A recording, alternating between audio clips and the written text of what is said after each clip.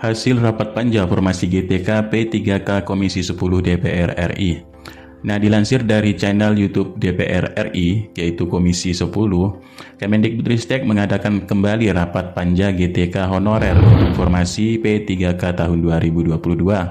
Nah, rapat tersebut dihadiri oleh Dirjen GTK Kemendikbudristek, kemudian Dirjen Islam Kemenak RI, kemudian ada Dirjen Anggaran Kemenq RI, Dirjen Bina Keuangan Daerah Kemendagri RI, dan Direktur Fasilitas Kelembagaan dan Kepegawaian Perangkat Daerah, serta Dirjen Otonomi Daerah Kemendagri, dan Deputi Bidang Sumber Daya Manusia Aparatur Kemenpan RB RI, serta Kepala BKN RI terkait untuk tindak lanjut RDP dengar pendapat pemerintah daerah mengenai evaluasi hasil seleksi P3K Guru tahun 2021 serta kajian skema penyelesaian formasi GTK P3K tahun 2022. Nah, rapat ini diadakan yaitu Senin 11 April tahun 2022. Lalu kemudian Bapak Dirjen GTK Kemendikbudristek Iwan Syahril ini memaparkan kembali ada sedikit yang mencolok di sini, yaitu tentang pendaftaran ASN P3K Guru. Nah, ini yang sedikit berbeda dari rapat-rapat sebelumnya yang disampaikan oleh Dirjen GTK Kemendikbudristek. Yang pertama, Bapak Dirjen ini telah menerangkan untuk pendaftaran akun, katanya di sini melalui link SSCSN BKN Go ID. Jadi proses seleksi guru ASN P3K tahun 2021 ini memperbolehkan setiap individu yang terdaftar di Dapodik untuk mengikuti proses seleksi bagi individu yang memiliki keaktifan 3 tahun berturutan diberikan afirmasi. Nah, Bapak Dirjen juga di sini mengklarifikasi tentang pendaftaran karena kemarin di sini ada permasalahan yang tendik bisa daftar, kemudian ada yang belum 3 tahun bisa daftar. Nah, Bapak Dirjen GTK menegaskan bahwa di sini untuk yang 3 tahun terakhir ini adalah untuk yang mendapatkan afirmasi. Selain itu semuanya yang terdaftar di Dapodik bisa mendaftar untuk P3K. Nah, selain itu juga Bapak Dirjen juga di sini mengklarifikasi atas tendik bisa mendaftar untuk ASN P3K Guru. Nah, katanya di sini setiap sekolah ini biasanya memiliki kekurangan guru. Nah, jadi kekurangan guru tersebut biasa diisilah orang yang memiliki kemampuan pada bidang tersebut. Nah, biasanya seperti itu. Jadi direkrutlah tendik ini untuk mengajar. Jadi dia terdaftar sebagai guru. Nah, kemudian beberapa tahun kemudian, beberapa bulan kemudian menjadi tendik lagi. Nah, jadi katanya di sini memang memberi kesempatan seluruhnya untuk mendaftar sebagai P3K Guru. Nah, untuk pendaftaran akun ini dari Kemendagri ya, atau dari Dukcapil, NIK, KK dan sebagainya. Kemudian pelamar memilih jenis seleksi yaitu dari Dapodik ya.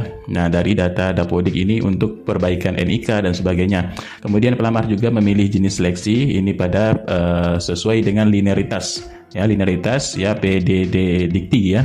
PD Dikti di sini untuk terintegrasi kepada linearitas ijazah terakhir. Nah, selanjutnya disampaikan juga oleh Menpan RB di sini untuk skema P3K 2022 dan tahap 3 2021. Nah, ini skemanya Bapak Iwan Syahril atau Dirjen GTK memastikan untuk tahap 3 ini tetap ada. Sekali lagi kami tegaskan dari Bapak Dirjen GTK Kemendikbudristek memastikan tahap 3 tetap ada, akan tetapi menjadi gabung dengan tahun 2022 untuk tahap 1. Jadi skemanya nanti sekaligus ya, tahap 1 2022, kemudian tahap 3 2021 yang digabung dan optimalisasi. Jadi agenda pertama untuk tahun 2022 ini ada 3 tahap yang masing-masing sudah ditentukan. Jadi di sini kenapa digabung, dan juga di sini untuk mengakomodir yang telah lulus passing grade. Ya, ini sudah dipastikan mengakomodir yang telah lulus passing grade. Kemudian memperbesar kuota formasi. Jika Pemda mengajukan secara maksimal, maka tersedia formasinya ini sebesar 970.410. Nah, jadi nanti digabungkan formasi tahun 2022 dan formasi tahap 3 tahun 2021. Jadi ini mengutamakan untuk yang lulus passing grade dan utamanya ditempatkan pada sekolahnya masing-masing. Nah, jadi kenapa seperti itu? lanjut Bapak dari Dirjen GTK ini untuk mencegah terjadinya pergeseran antar guru di sekolah induk yang lebih banyak lagi. Nah, selain itu di sini Menpan RB juga menjelaskan bahwa untuk rencana mekanisme baru rekrutmen P3K guru ini prosesnya draft, ini masih draft ya, ini draftnya. Kemudian dari draft ini dipastikan akan menjadi Permenpan RB. Nah, dari draft itulah akan menjadi Permenpan RB. Jika ini sudah beberapa kali dirapatkan melalui DPR, Panselnas dan sebagainya, kemungkinan inilah yang nanti akan digunakan untuk Permenpan RB baru. Walaupun ini draftnya, tapi biasanya inilah yang akan menjadi acuan untuk Permenpan RB barunya. Bagaimana sih untuk Permenpan RB baru ataupun draft dari mekanisme baru rekrutmen P3K guru? Jadi prosesnya di sini adalah proses seleksi antara pelamar baru dengan guru GTK. Guru GTK termasuk THK2 ini yang berpengalaman tidak disamakan. Makanya di sini pengusulan formasi ini yang pertama oleh Pemda berdasarkan rekomendasi Kemendikbudristek. Artinya Kemendikbudristek telah menentukan kuota formasi untuk Pemda. Jadi Pemda tinggal saja mengajukan, nah, seperti itu ya.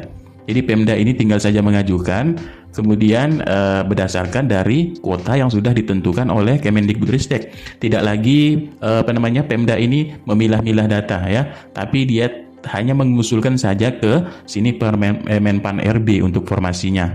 Nah, jadi setelah itu baru disetujui oleh Menpan RB sepanjang memang anggaran keuangannya ini memenuhi. Tapi dari Kemenkyu ini sudah setuju juga dan sudah memenuhi untuk formasi tahun 2022. Nah, kemudian proses seleksi peserta yang lulus NAB 2021. Jadi proses seleksi prioritas ya. Prioritasnya ini adalah yang sudah lulus passing grade. Nah, jadi dibedakan. Jadi di sini ada poin pentingnya. Di sini ada yang ada yang bertanya bahwa hanya THK2 kah yang akan yang akan diprioritaskan? Tidak, ya. Seluruh yang lolos passing grade. Ya, di sini seluruh yang lulus passing grade ini hanya contoh saja. Contohnya Pak Budi guru THK2 yang mengikuti seleksi tahun 2021 dan lulus passing grade namun tidak mendapat formasi karena kalah bersaing dengan guru lainnya di seleksi kompetensi 2. Nah, di sini juga ada keterangan proses seleksi antara pelamar baru new recruitment dengan guru GTK termasuk THK2. Di sini termasuk ya, berarti guru yang THK2 ataupun yang sudah honor juga ini sama-sama mendapat prioritas jika lulus passing grade. Nah, itulah ya. Jadi di sini ada keterangan paling bawah sekali. Guru yang belum lulus passing grade ini tahun 2021 dan peserta umum ini dapat melamar sebagai P3K guru tahun 2022. Nah, selain itu ini adalah skema rekrutmen P3K baru untuk untuk guru baru ya. Nah, yang pertama ada beberapa poin. Ini kuota sudah ditetapkan oleh Kemendikbudristek, kemudian disetujui oleh Kemenpan RB, lalu penempatan ini sudah ditentukan langsung, tidak bisa memilih ini ya. Nah, jadi sudah dan diprioritaskan pada daerah-daerah untuk 3T. Jadi tinggal jika masuk rekrutmen ASN P3K, nanti tinggal kita melamar jika lulus, di sini akan ditempatkan langsung oleh Kemendikbudristek. Dan ini tidak dicampurkan dengan honorer. New semuanya baru, ini rekrutmen baru semua ya.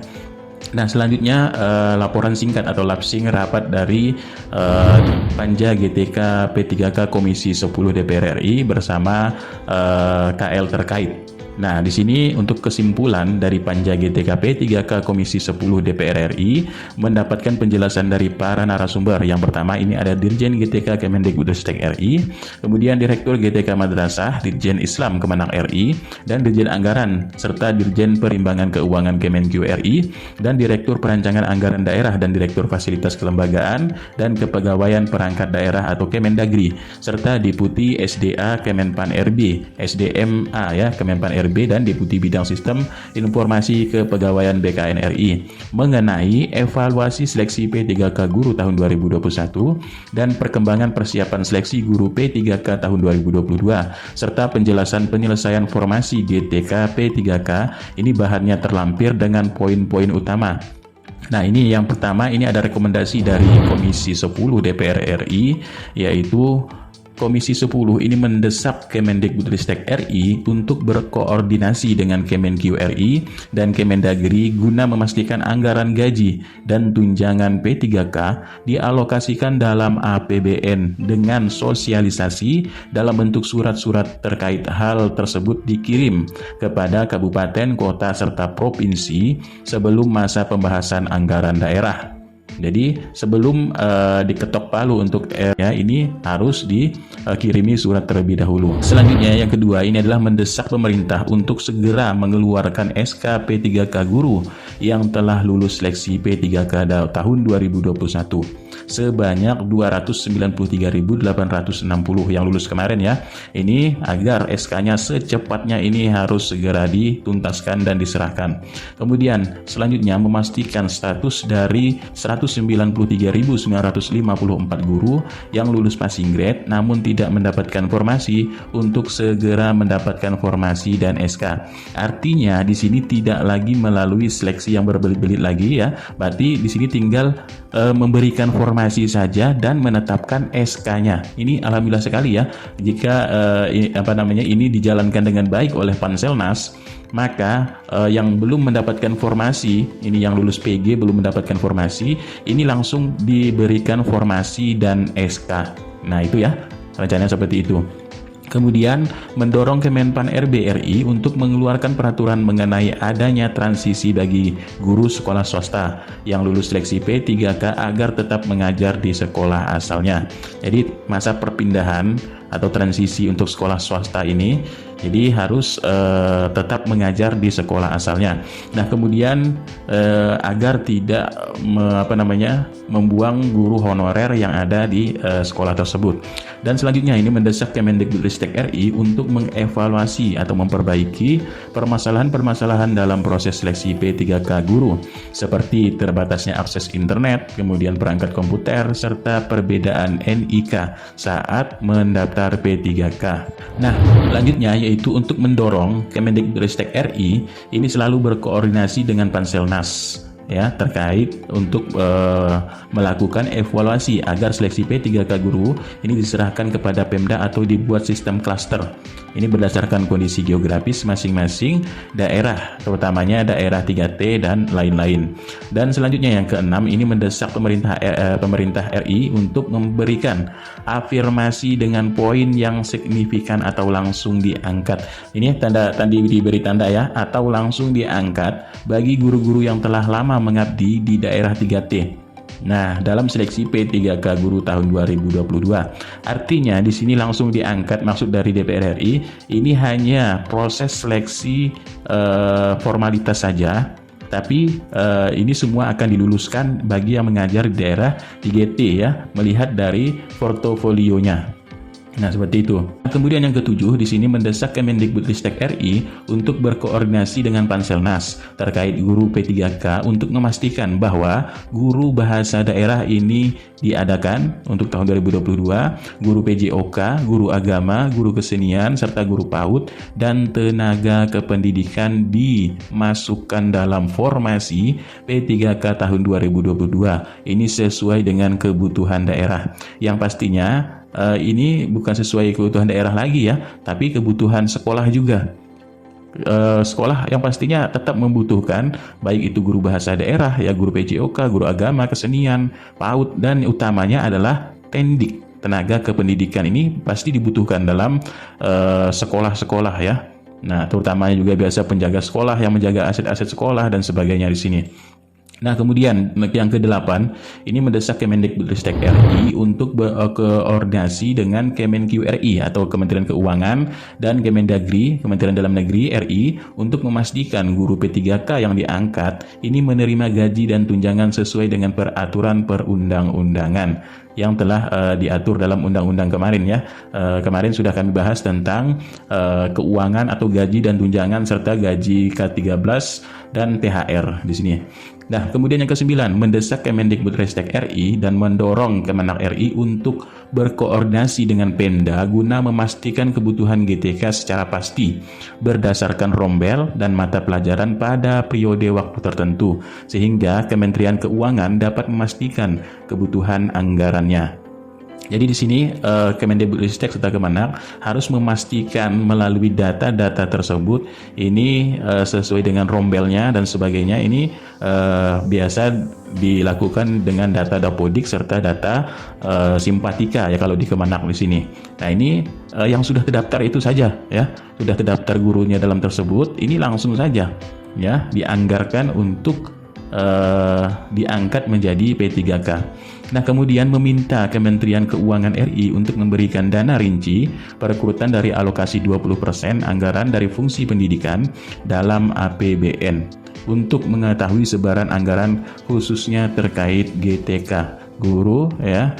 Di sini tentang terkait guru. Nah, itulah serangkaian hasil rapat dari Panja GTK tanggal 11 April 2022. Jadi sekian, terima kasih, mudah-mudahan ini sedikit bermanfaat. Billahi taufiq wal hidayah. Wassalamualaikum warahmatullahi wabarakatuh.